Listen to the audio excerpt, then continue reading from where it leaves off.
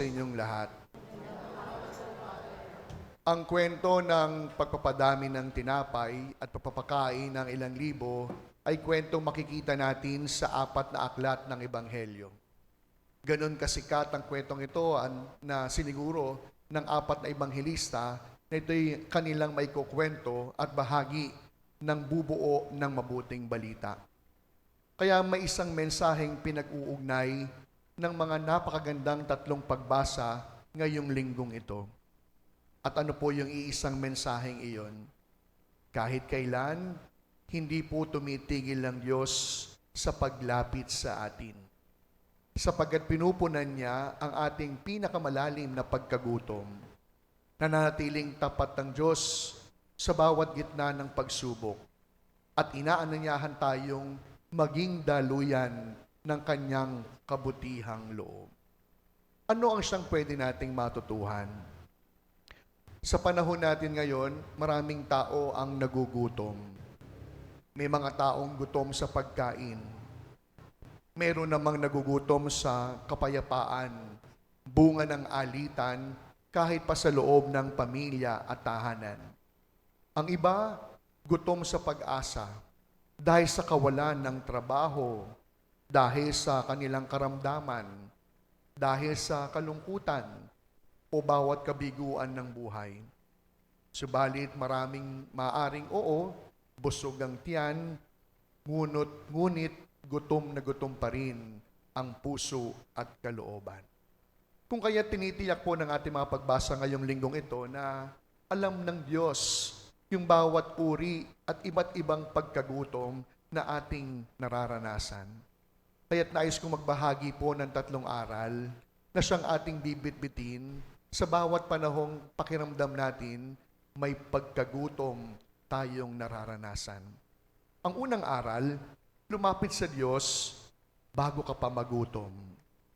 Lumapit kay Jesus bago pa tuluyang maubusan. Alam niyo, sa unang pagbasa, sinabi ng Panginoon, lumapit kayong lahat na nauuhaw. Hali kayo, kumuha ng biyaya ng walang kabayaran.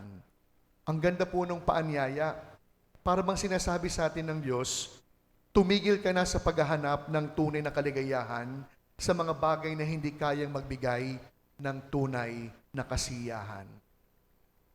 Maraming tao ang inuubos ang kanilang buhay at kahit papera sa paghahabol ng yaman, kasikatan, kapangyarihan at katanyagan.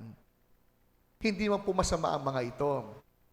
Ngunit hindi nila kayang punan ang pinakamalalim na pananabik ng puso ng bawat tao. Kaya nga po, anong sabi po sa atin sa San Agustin? Our hearts are restless until it rests in Thee. Kaya may mga taong tila nasa kanila na ang lahat, mayaman, sikat, ngunit pakiramdam nila, meron pa ring kulang.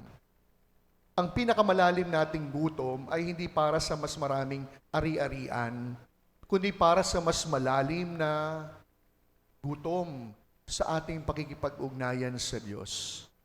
Hindi ko alam kung inyo bang naging karanasan na nasa iyo na ang lahat, hindi ka pa rin masaya. Nakuha mo yung gusto mo sa kahit anong paraan, pero parang may kulang pa. Kapag napapabayaan na natin yung ating buhay panalangin, kapag hindi na nakapagsisimba, kapag hindi na naririnig ang salita ng Diyos, unti-unti pong nanghihina ang ating kaluluwa. Kung araw-araw nating pinapakain ang ating katawan, tumataba tayo sa kakakain, dapat nating busugin ang ating espiritu. Kaya ano ang unang aral dito? Huwag nating kalimutan busugin ang ating kaluluwa bago pa maranasan ang pagkagutom nito. Pangalawa, huwag kailanman natin pagdudahan ang pag-ibig ng Diyos sa gitna, sa harap ng bawat pagsubok. Ang ganda po ng pangalawang pagbasa, itinanong po ni San Pablo ang isa sa pinakamagandang tanong sa Biblia. At ano po yung tanong na yon? Sino makapaghihiwalay sa atin sa pag-ibig ng Diyos. Who can separate us from the love of God? At alam nyo, kagad niya yung binigyan ng kasagutan. Hindi ang kapighatian, hindi ang paghihirap, hindi ang pag-uusig, hindi ang gutom, hindi ang panganib, ni maging ang kamatayan. Sa madaling salita, wala, nada, zero. Walang pwede makapaghiwalay sa atin sa Diyos. Kaya't pansinin po ninyo, hindi po sinabi ni San Pablo na hindi na tayo magdurusa bilang mga tagasunod niya. Ang sinasabi lamang po ni San Pablo ay walang anumang pagdurusa na ating mararanasan ang siyang pwede makapagpalayo sa atin sa ating ugnayan sa Diyos. Kasi malaki po yung pagkakaiba ng dalawa eh. Bakit? May mga tao po nung nagkaproblema, madalas ang kanilang tanong, nasa ng Diyos? Marahil, tinatanong din tayo ng Diyos siguro, anak, bakit mo iniisip na nasaan ako? Ang krus ang pinakadakilang patunay na hindi kailanman iniwan ng Diyos ang kanyang bayan. Kaya kung minsan po, pinapatahimik tayo ng maraming pagsubok. Maraming mga tao, dahil sa sobrang paghihirap, nanlamig yung pakikitungo. Minsan din karanasan natin, hindi nabigay yung gusto natin na yun. Hindi na nagdasal, hindi na nagsimba. Kaya nga po, kapag mabigat ang iyong dinadala, pag mayroong mahirap kang pinapasan, ito po yung tandaan natin, mas makapangyarihan na pag-ibig ng Diyos kaysa sa ating karamdaman. Mas matatag ang kapangyarihan ni Jesus kumpara sa anumang bigat na ating pasan-pasan. Maring oo, malaki po yung problema natin, ngunit hindi ito magiging mas malaki kaysa sa Diyos na hindi nang iiwan sa atin. Pangatlo, ialay natin kay Jesus ano ang meron ka, hindi kung ano ang wala. Sa Ebanghelyo, ang sabi, libu-libong tao ang nagugutom. At nakita agad iyon ng mga alagad. Nakita ng mga alagad, there is a need. Gutom ang mga tao. This oras ng gabi, iilan lamang ang piraso ng tinapay at isda. Pero pansinin po ninyo, there is a big difference that happened when Jesus saw differently. Iba po kasi ang nakita ni Jesus. Kung ang nakita ng mga alagad, kakulangan, hindi kasya, hindi pwede, anong nakita ni Jesus? Ang sabi niya, dalhin ninyo rito. Oo, hindi sapat yung 5 tinapay, pero hanggat hindi ito nilalagay sa kamay ni Jesus, walang magbabago. Ganyan din po sa ating buhay. Madalas po nating sabihin, mahirap lang kami. Wala naman akong pinag-aralan. Wala naman akong maibibigay. Wala naman akong sinasabi. Simple at ordinaryong tao lang kami. Alam nyo, maliwanag po ha, hindi po hinihingi ng Diyos yung wala tayo. Because God will never ask what we do not possess. God will never ask for what do we have or what we do not have. Ano pong hihingi ng Diyos? Yung kahit kakaunti na taglay-taglay ng puso. Kaunting kabutihan, kaunting oras, kahit kakapuranggit ng pusong mapagmahal. Kaya ang mga bagay na ito, bagamat kaunti, hindi sapat. Basta handa nating ilagay sa kamay ni Jesus, anumang wala, magiging meron. At yun po yung problema ng mga alagad. Akala nila wala, pero meron. Ang himala po ng pagpaparami ng tinapay at isda ay hindi po nagsimula sa kasaganaan. Nagsimula ito saan? Sa pagiging mapagbigay. Marahil kaya marami pa rin nagugutom po sa mundo natin o kahit dito sa atin sa Peña Francia ay hindi dahil kulang ang biyaya at kaloob ng Diyos sa atin. Marami ang nagugutom dahil kung minsan kulang ang ating pagbabahagi. Patuloy po na pinararami ng Panginoon anumang kaunti na buong puso nating iniaalay sa Kanya. Alam niyo ngayon po, no, kaya na-late po ako, no, nag-talk pa po ako sa mga BEC leaders natin. No? Pinapanumbalik po natin, no, yung ating BEC. Hindi ko alam kung aware kayo, ang ating parokya, ang Peña, binubuo tayo ng 18 na barangay. 18 po ang barangay na sasakupan ng ating parokya. At sa bawat barangay, may isang BEC. Sana po, mga minamahal kong parishioners, kilalanin ninyo o una pala alamin, ano bang BEC kami? Yung mga BEC po natin, ang pangalan, hindi yung number ng barangay. Alam nyo, ako pala biro. Yung mga jokes ko pang matalino. Tatanungin ko yung mga pipila sa ayuda, anong BEC po kayo? Ay, Father, barangay 826 po. Hindi, BEC po, BEC. 826 po kay chairman. Ha?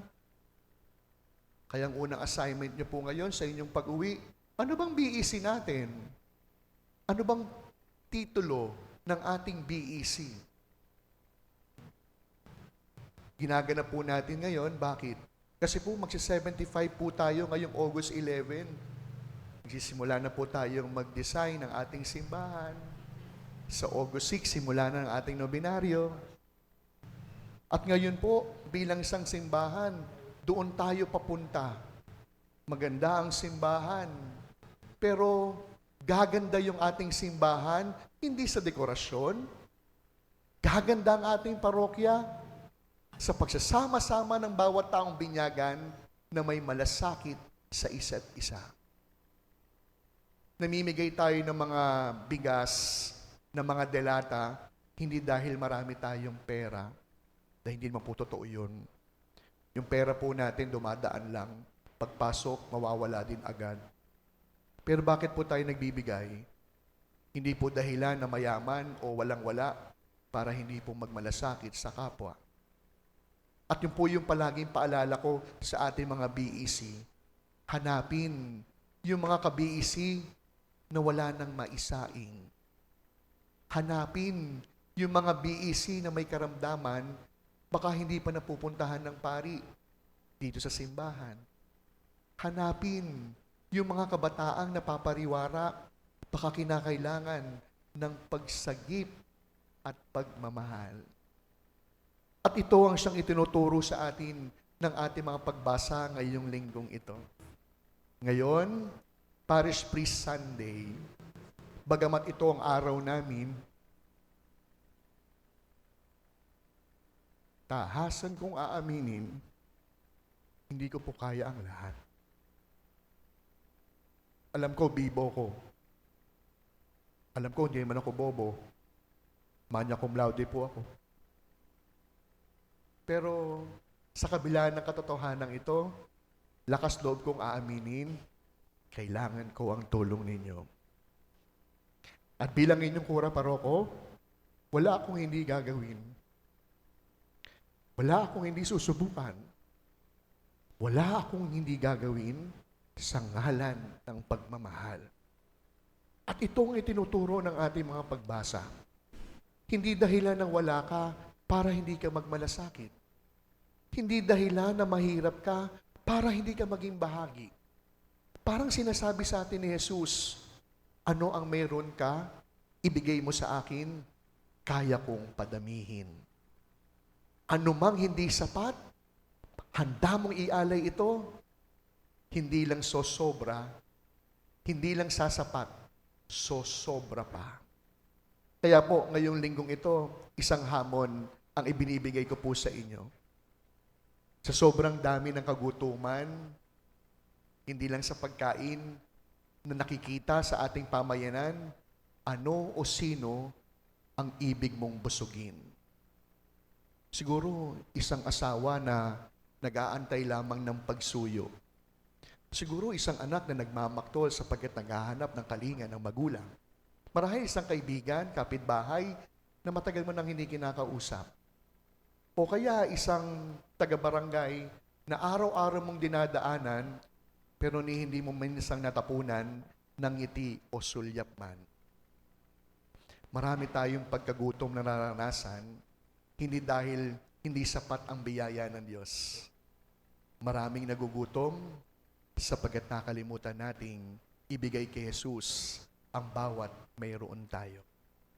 Kaya sa pagpapatuloy po ng ating pagdiriwang, if it is not too much, please pray for me. Ipagdasal niyo po kami mga pari.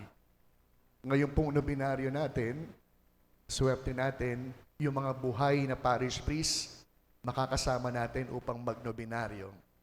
Sisimulan po yun ni Father Guido Evert sa August 6.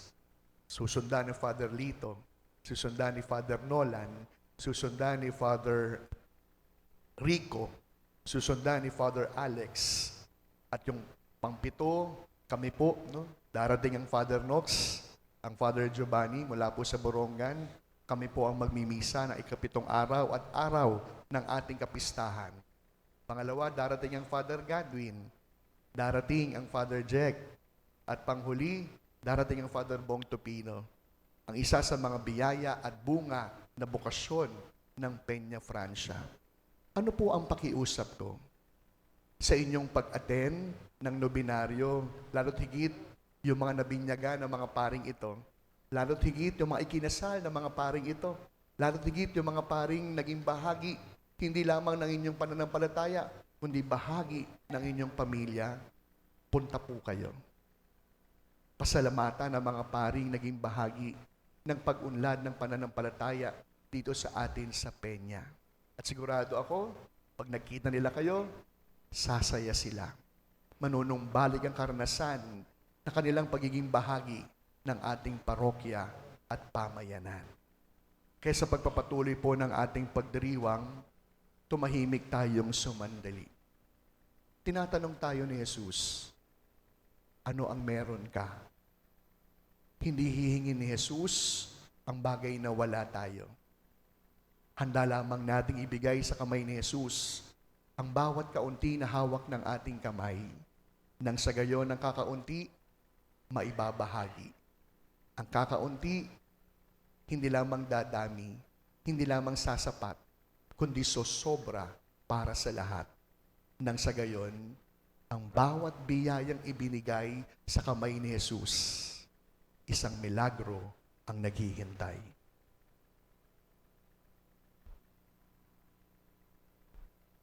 Amen.